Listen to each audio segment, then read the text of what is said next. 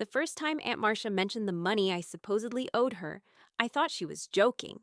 We were sitting in her pristine kitchen, the same one where she'd served me countless bowls of cereal before school, where she'd helped me with homework, where she'd bandaged my scraped knees. The late afternoon sun filtered through her lace curtains, casting delicate shadows across the table between us. "You know, Sarah," she said, stirring her coffee with deliberate precision. "I've been thinking about all the years I took care of you, the sacrifices I made." I nodded, feeling that familiar warmth of gratitude. "I know, Aunt Marcia. I can never thank you enough for everything you did after Mom and Dad died." She set down her spoon with a sharp clink. "Gratitude is nice, dear, but it doesn't pay bills. I calculated it the other night. Food, clothing, school supplies, medical expenses, utilities, my time off work when you were sick. $50,000, give or take." The number hung in the air like smoke from an extinguished candle. I stared at her, waiting for the punchline, for her familiar laugh that would tell me this was just another one of her quirky observations about life. It never came. "I'm not getting any younger, Sarah. I need to think about my retirement. That money, well, you owe it to me. It's only fair." My 23-year-old mind struggled to process what I was hearing. This was the woman who had opened her home to me when I was 8 years old, orphaned and terrified. She'd tucked me into bed every night for years, had been there for every birthday, every school play, every scraped knee and broken heart. She was the closest thing to a mother I'd had for the past 15 years. I I don't understand," I managed. "You're saying you want me to pay you back for raising me?" "Not want, Sarah. Need. I have documentation of every expense. I kept meticulous records, thinking someday you'd want to see what it cost to raise you. Insurance forms, receipts, everything. I even calculated the opportunity cost of the overtime I couldn't work because I had to be home with you. The kitchen suddenly felt smaller, the air thinner, but I'm just starting my career. I make barely enough to cover my own rent and student loans. I don't have $50,000. Marcia's expression softened slightly, but her voice remained firm. "I'm not asking for it all at once. We can work out a payment plan. $500 a month should work. $500. More than half my take-home pay." I felt dizzy, like the ground beneath my feet had shifted without warning. This couldn't be happening. This had to be some kind of misunderstanding. "Aunt Marcia, you're my family. You didn't raise me as some kind of business investment." Her face hardened. "Family or not, I made sacrifices. Real sacrifices. Do you know what I gave up for you? I never remarried because men don't want to take on someone else's child. I turned down promotions that would have required travel because I had a responsibility to you. I drove a 10-year-old car because every penny went to making sure you had what you needed." Each word felt like a physical blow. The woman who had been my anchor, my safe harbor, was suddenly presenting our entire relationship as a ledger of debts and obligations. "I need time to think about this," I said quietly, standing on unsteady legs. "Of course, dear, take all the time you need. But remember, interest accumulates on debts." I walked to my car in a daze, my hands shaking as I fumbled with the keys. The drive back to my tiny studio apartment passed in a blur of stoplights and half-heard radio chatter. Once inside, I collapsed onto my secondhand couch and tried to make sense of what had just happened. That night, I called my best friend Emma, the only person who knew the full story of my childhood. "She said what?" Emma's voice pitched high with disbelief. $50,000. She has spreadsheets, Emma. Actual spreadsheets detailing every expense from when I was 8 to 18. "Sarah, that's insane. She's your aunt. She chose to take you in. That's what family does." "I know, but she seems so serious about this. She mentioned payment plans and interest. What if she's right? What if I do owe her?" Emma's silence stretched across the phone line before she finally spoke. "Listen to me carefully. You were a child, an orphan child. She was the adult who made the decision to become your guardian. You don't owe her money for doing what any decent human being would do." But doubt had already taken root in my mind. Over the next few days, I found myself questioning everything. Had I been selfish as a child? Had I asked for too much? I remembered the designer jeans I'd begged for in 7th grade, the expensive scientific calculator for AP chemistry, the car insurance she'd paid when I got my license. Maybe I had been a burden. Maybe she did deserve compensation for all she'd given up. I started avoiding her calls, but Marcia was persistent. She left voicemails with updates on her calculations, emails with attached spreadsheets showing itemized expenses from my childhood. She'd even included photos, me at Christmas morning surrounded by presents, at my high school graduation dinner, at an expensive restaurant, wearing the prom dress she'd bought me. Each image, once a cherished memory, now felt like evidence in a case against me. 2 weeks later, she showed up at my apartment unannounced. "We need to talk," she said, pushing past me into my living room. She carried a thick manila folder and wore the same determined expression she'd had when dealing with my high school principal about my class schedule. "I've been patient, Sarah, but I can't wait forever. My retirement account took a hit in the market downturn, and I need this money." She opened the folder and spread papers across my coffee table like a lawyer presenting evidence. Bank statements, receipts, insurance forms, even report cards with notes about supplies needed for various projects. "Here," she pointed to a highlighted entry, "your braces, $3,500. And here, the emergency room visit when you broke your wrist playing soccer, $1,800 after insurance." I stared at the papers, feeling smaller with each itemized memory of my childhood. "I know this is difficult," Marcia continued, her tone softer now, "but you're an adult. Adults pay their debts. I've already spoken to a lawyer about this." My head snapped up. "A lawyer?" "Just to understand my options. He says I have a strong case for compensation. Apparently, there's legal precedent for adult children being held responsible for the costs of their upbringing in certain circumstances." The threat was veiled but unmistakable. "Pay up or face legal action." "I need more time," I whispered. "I can give you 1 more week. After that, I'll have no choice but to pursue this through the courts." After she left, I sat surrounded by the scattered papers of my childhood, feeling utterly alone. I called in sick to work the next day and spent hours staring at the ceiling, trying to understand how the woman who had sung me lullabies and taught me to drive could now be threatening to sue me. I decided to call my parents' old lawyer, Mr. Henderson, who had helped arrange my guardianship after their deaths. Now in his 70s, he listened to my story with patient attention. "Sarah, I need to ask you something, and I want you to think carefully before you answer. When your aunt became your guardian, did she ever mention expecting financial compensation for raising you?" "No, never. She said she wanted to give me a stable home. That family takes care of family." There was a long pause. "I'm going to look into something. Don't agree to anything, and don't sign anything. Give me a few days." 3 days later, Mr. Henderson called back with news that changed everything. "Sarah, I need you to come to my office immediately. There's something you need to know about your parents' estate." I arrived at his office that afternoon, my stomach churning with anxiety. Mr. Henderson, a small man with kind eyes behind wire-rimmed glasses, gestured for me to sit across from his massive oak desk. "I've been going through the old files," he began, "and I discovered something troubling. When your parents died, they left a life insurance policy and some investments. Nothing huge, but enough to provide for your care. About $75,000 total." My heart stopped. "I don't understand. Aunt Marcia always said there was no money, that my parents had debts." "According to my records, that money was placed in a trust for your care, with your aunt as the trustee. She was supposed to use it for your housing, food, clothing, medical expenses, and education. Any remaining funds should have been turned over to you when you reached 18. The room seemed to spin around me. "Are you saying—" "I'm saying your aunt was already compensated for raising you. In fact, if she managed the money properly, there should still be a substantial sum remaining, money that belongs to you."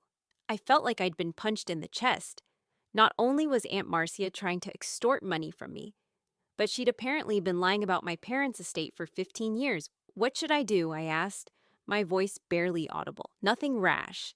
Let me do some digging first. If what I suspect is true, your aunt is in serious legal trouble. Trustees have a fiduciary duty to act in the beneficiary's best interest. If she's been hiding assets—" He shook his head grimly. "We'll need to involve the authorities." I left his office in a daze, my mind reeling with the implications. The woman I'd trusted implicitly, who I'd felt guilty about potentially disappointing, had been lying to me for years. She hadn't sacrificed her own money to raise me. She'd been using money my parents had left specifically for that purpose. That evening, Marcia called. "Sarah, have you made a decision? Time's running out." I found my voice, though it shook slightly. "I'm not paying you anything." The silence stretched between us before she responded, her tone icy. "I see. Well, I gave you a chance to handle this amicably. My lawyer will be filing papers tomorrow. I hope you're prepared to explain to a judge why you think you should get a free ride through childhood. Maybe I should ask you to explain to a judge what happened to my parents' insurance money. The sharp intake of breath on the other end of the line told me everything I needed to know. I don't know what you're talking about, she said, but her voice had lost its confidence. I think you do. I think you know exactly what I'm talking about. She hung up without another word. Mr. Henderson worked quickly over the next few days, and what he uncovered was worse than either of us had imagined. The insurance money had been placed in an account under Marcia's control, but instead of using it solely for my expenses, she'd been treating it as her personal account. She'd bought herself a new car shortly after becoming my guardian, had taken several vacations to deal with the stress of raising a child, and had even used trust money to make improvements to her house that had nothing to do with accommodating me. By the time I turned 18, the entire trust had been depleted, with Marcia having spent nearly $30,000 on herself. This is embezzlement, Mr. Henderson explained during our meeting. She was stealing from you, and now she's trying to victimize you again by claiming you owe her money. 3 days later, rather than filing a lawsuit against me as she'd threatened, Aunt Marcia found herself served with papers. Mr. Henderson had filed a civil suit for breach of fiduciary duty and embezzlement, and the district attorney's office had opened a criminal investigation. I didn't have to wait long to see karma in action. The court date arrived on a gray October morning. I sat in the gallery, my hands folded in my lap, watching as Aunt Marcia entered with her lawyer. She'd lost weight, and her usually perfect hair looked unkempt. When her eyes met mine across the courtroom, I saw something I'd never seen before. Fear. Mr. Henderson had done his homework. He'd subpoenaed bank records, insurance documents, and receipts going back 15 years. He'd built an ironclad case showing exactly how Marcia had systematically stolen from the trust meant to provide for me. When called to testify, Marcia took the stand with visible reluctance. Her lawyer had clearly prepared her, but under cross-examination, her story began to fall apart. Ms. Collins, Mr. Henderson began, his voice gentle but firm, you claim that you spent $50,000 of your own money raising Sarah. Is that correct? Yes, that's correct. And you have documentation of these expenses? Yes, I kept meticulous records. I see. Now, were you aware that Sarah's parents had left a life insurance policy and investment account totaling approximately $75,000 for her care? Marcia's face paled. Yes, but there were debts. According to the insurance company's records and the bank statements we've subpoenaed, there were no debts significant enough to impact the trust. In fact, your parents had very little debt at all. Isn't it true that you had access to $75,000 specifically designated for Sarah's expenses? There were complications? What complications? You were the trustee. You had complete control over those funds. Can you explain to the court why you used trust money to purchase a new Mercedes for yourself 6 months after becoming Sarah's guardian? The courtroom was dead silent. Marcia's lawyer looked like he wanted to disappear. I needed reliable transportation to care for Sarah. A $30,000 Mercedes? When Sarah was wearing secondhand clothes to school? I don't remember. What about the $5,000 vacation to Europe you took the following year? Was that a necessary expense for Sarah's care? Each question was like watching a house of cards collapse. Mr. Henderson methodically went through every misappropriation, every theft, every lie that had been told over the past 15 years. By the time he finished, Marcia was crying on the witness stand, her earlier defiance completely gone. Your Honor, Mr. Henderson addressed the judge, the evidence clearly shows that Ms. Collins not only failed in her fiduciary duty as trustee, but actively embezzled funds from her niece's trust. Rather than spending $50,000 of her own money, she spent $75,000 that belonged to Sarah, and then had the audacity to demand payment for expenses that were already covered. The judge, an older woman with silver hair and sharp eyes, looked at Marcia with obvious disgust. Ms. Collins, I have been on this bench for 22 years, and I have rarely seen such a blatant abuse of trust. You were entrusted with the care of an orphan child and the management of funds specifically designated for that purpose. Instead, you treated your niece's inheritance as your personal piggy bank, and when she became an adult, you tried to extort money from her based on fabricated debts. She paused, letting the weight of her words settle over the courtroom. This court finds in favor of the plaintiff. You are hereby ordered to pay restitution in the amount of $75,000, plus interest and damages, for a total of $96,000. Additionally, I am referring this case to the district attorney for criminal prosecution. Marcia's sobs echoed through the courtroom as the judge's gavel fell. But karma wasn't finished with her yet. As news of the case spread through our small town, more ugly truths came to light. People began talking about other instances where Marcia had been less than honest in her business dealings. The IRS launched an audit of her taxes for the years she'd been my guardian, discovering she'd been claiming me as a dependent while simultaneously using my trust fund money for personal expenses, essentially double dipping on the benefits of being my guardian. Her reputation in the community, carefully cultivated over decades, crumbled overnight. Friends stopped calling. Her bridge club asked her not to return. The charity organizations where she'd volunteered quietly removed her from their boards. Within 6 months, she'd been forced to sell her house, the same house where I'd grown up, where she'd first threatened me with legal action to pay the restitution and legal fees. The for sale sign in the front yard felt like a final punctuation mark on a chapter of my life I was ready to close. I never spoke to her again after that day in court, though I heard through mutual acquaintances that she'd moved to another state to live with a cousin. The criminal charges were eventually reduced to a misdemeanor with probation in exchange for a plea agreement, but the damage to her life was already complete. As for me, the money from the settlement allowed me to pay off my student loans and put a down payment on a small house. More importantly, it gave me something I hadn't realized I'd been missing: closure. For years, I'd carried the weight of gratitude mixed with guilt, always feeling like I owed something to the woman who'd raised me. Learning the truth was painful, but it was also liberating. I realized that my childhood hadn't been the burden I'd been made to feel it was. My parents had planned for my care, had left money specifically to ensure I'd be provided for. Marcia hadn't been the martyr she'd portrayed herself as. She'd been a thief who'd stolen not just money, but my peace of mind. The hardest part was grieving the relationship I thought I'd had. The bedtime stories, the help with homework, the hugs after nightmares. Had any of it been real, or had it all been an act performed by someone who saw me as a source of income? I chose to believe that some of it had been genuine, that the woman who'd raised me had at least cared about me, even if she'd made terrible choices later. I started therapy to work through the complex emotions of betrayal and loss. Dr. Martinez helped me understand that I could mourn the loss of who I thought Marcia was, while also acknowledging the reality of who she'd turned out to be. Relationships are complex, she told me during one of our sessions. Someone can genuinely care for you and still make choices that hurt you deeply. The love you remember feeling from her during your childhood. That was real. Her later betrayal doesn't erase those moments. Slowly, I began to heal.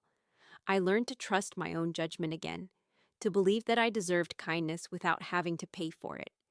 I started dating someone wonderful, a teacher named David, who understood trauma and patience in ways that helped me open my heart again. The most surprising part of the whole experience was how many people reached out to share their own stories of family betrayal and financial abuse. My case had made the local newspaper, and I received letters from other young adults who'd been manipulated by relatives, other cases of mismanaged trust funds, and emotional blackmail disguised as family obligation. I started volunteering with a legal aid organization that helped people navigate family court issues, particularly cases involving financial exploitation. Helping others who were facing similar situations gave my experience meaning beyond just personal justice. One case particularly stuck with me: a 19-year-old whose grandmother was trying to charge him rent for the years he'd lived with her after his parents divorced. Using what I'd learned from Mr. Henderson, I was able to connect him with resources that revealed his father had been paying child support the entire time, money his grandmother had been pocketing. "How did you know to look for that?" he asked me after his case was resolved. "Experience," I told him.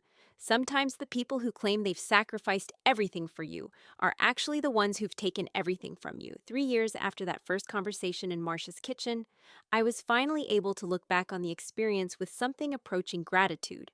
Not gratitude for what she'd put me through, but gratitude for the strength I'd discovered in myself and the clarity it had brought to my life. I learned that karma doesn't always look like what we expect. It's not always dramatic or immediate. Sometimes karma is simply the natural consequence of our choices catching up with us. Marcia's lies had created a house of cards that could only stand for so long before collapsing under their own weight. Her greed and manipulation had ultimately cost her far more than she'd ever tried to take. From me, I also learned that the most powerful response to betrayal isn't revenge. It's reclaiming your own truth and using your experience to help others. Every person I helped through the legal aid organization, every young adult who avoided falling victim to similar manipulation because they heard my story, felt like justice in its purest form. On the fourth anniversary of my parents' death, a date I'd always spent having dinner with Marcia, I instead visited their graves for the first time in years. I brought flowers and a letter I'd written, telling them about everything that had happened and thanking them for having the foresight to set up the trust fund. Their love and planning had ultimately protected me, even if it had taken years for that protection to manifest.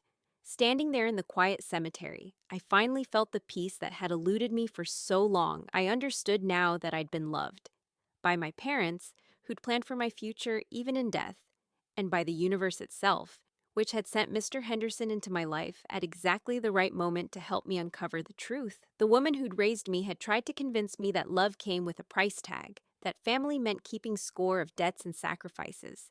But real love, the kind my parents had shown by planning for my future, the kind David showed by supporting me through my healing, the kind I'd found in helping others, that kind of love gives freely, without expecting payment or reimbursement. Karma had indeed left Aunt Marcia speechless that day in court, but more importantly, it had given me back my voice. I was no longer the frightened young woman who'd sat in that pristine kitchen, accepting blame for the simple act of having been a child who needed care. I was someone who knew her worth, who understood the difference between genuine love and manipulation, and who had learned to trust in the ultimate justice of truth revealed. The last I heard, Marcia was working as a cashier at a grocery store in another state, living in a small apartment and keeping to herself. I felt no satisfaction in her downfall, only a quiet resolution that justice had been served. She'd chosen her path when she decided to steal from a child and then tried to victimize that child again as an adult. The consequences that followed were simply the natural result of those choices. As for me, I was building a life based on honesty, genuine relationships, and the kind of love that doesn't come with invoices or payment plans. David and I got engaged on a sunny Saturday morning, and as I looked at the ring on my finger, paid for honestly with money earned through hard work, not manipulation or theft, I felt grateful for every difficult lesson that had led me to this moment. The truth had indeed set me free, and karma had ensured that justice was served, but the greatest victory wasn't in court that day. It was in the life I'd built afterward, grounded in authenticity and the knowledge that I deserved love without conditions, care without contracts, and family that didn't come with a bill attached. Sometimes the most profound revenge against those who try to diminish us is simply refusing to remain diminished, building a life so full of genuine love and purpose that their betrayal becomes nothing more than a distant memory, a cautionary tale about the price of choosing greed over love. In the end, Aunt Marcia had indeed been left speechless, not just by the judge's ruling, but by the realization that all her scheming and manipulation had cost her the one thing she couldn't put a price on: the chance to be truly loved and respected by the child she'd raised. That, perhaps, was the most fitting justice of all.